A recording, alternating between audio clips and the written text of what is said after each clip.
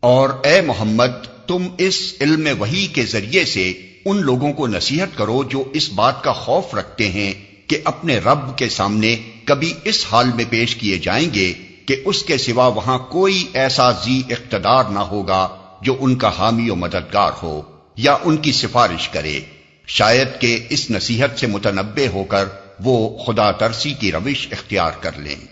اور جو لوگ اپنے رب کو رات دن پکارتے رہتے ہیں اور اس کی خوشنودی کی طلب میں لگے ہوئے ہیں، انہیں اپنے سے دور نہ پھینکو، ان کے حساب میں سے کسی چیز کا بار تم پر نہیں ہے اور تمہارے حساب میں سے کسی چیز کا بار ان پر نہیں، اس پر بھی اگر تم انہیں دور پھینکو گے تو ظالموں میں شمار ہوگے۔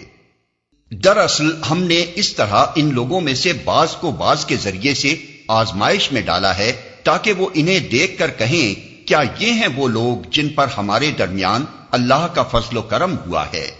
ہاں، کیا خدا اپنے شکر گزار بندوں کو ان سے زیادہ نہیں جانتا ہے؟ جب تمہارے پاس وہ لوگ آئیں جو ہماری آیات پر ایمان لاتے ہیں تو ان سے کہو تم پر سلامتی ہے، تمہارے رب نے رحم و کرم کا شیوا اپنے اوپر لازم کر لیا ہے۔ یہ اس کا رحم و کرم ہی ہے کہ اگر تم میں سے کوئی نادانی کے ساتھ کسی برائی کا ارتکاب کر بیٹھا ہو پھر اس کے بعد توبہ کرے اور اصلاح کر لے تو وہ اسے معاف کر دیتا ہے اور نرمی سے کام لیتا ہے۔ اور اس طرح ہم اپنی نشانیاں کھول کھول کر پیش کرتے ہیں تاکہ مجرموں کی راہ بالکل نمایاں ہو جائے۔